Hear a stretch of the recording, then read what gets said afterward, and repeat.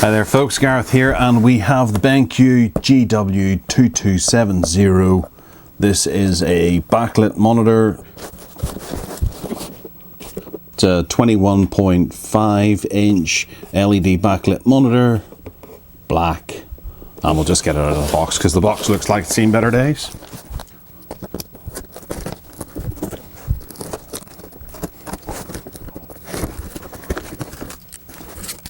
And the packaging looks like it's seen better days too.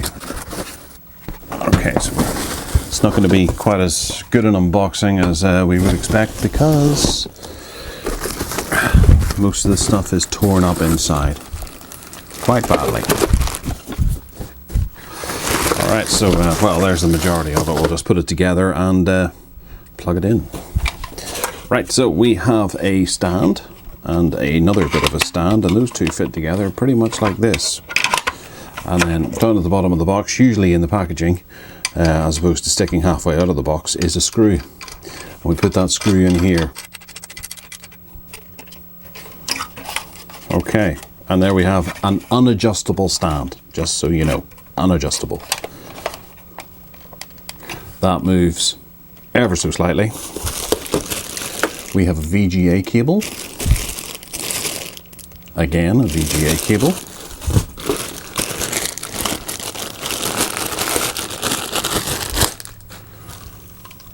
And we have an HDMI cable alongside a power cable. And then we have the panel itself.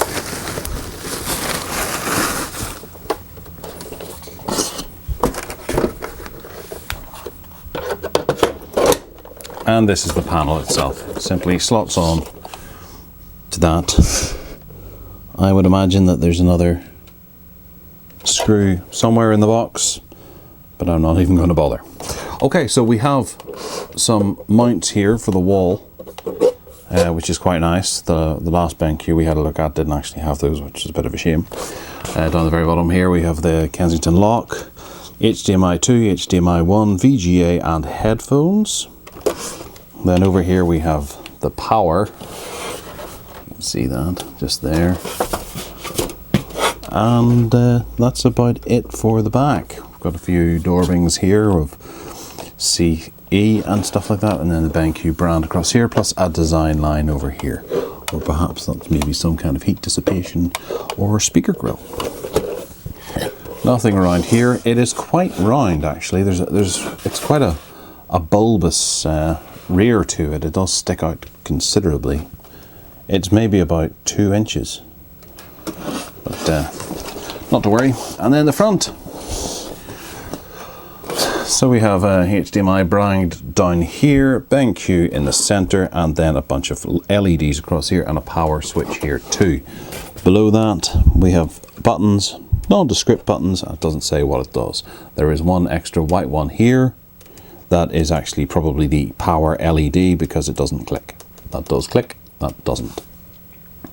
Okay, so it says GW2270 up there. Specs wise, this baby is costs about £80. You can pick it up, some retailers do it for about $79.99 or so, and it's a 21, as we saw on the back, 21.5 inch 1920 by 1080p screen.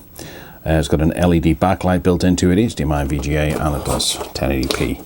Obviously, one thing that Benq are taking seriously in their new range is the fact that they have the eye care built into it as well. So one of these functions along here should hopefully do some kind of eye care settings to be able to make your days a little easier for you whenever you're staring at a screen.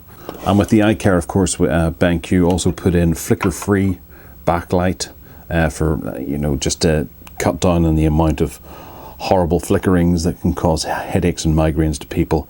The conventional LCD has about 200 times per second that it would flicker. So this actually doesn't flicker. We don't notice it because 200 times a second is too much for us to notice, but it does have a prolonged effect on us.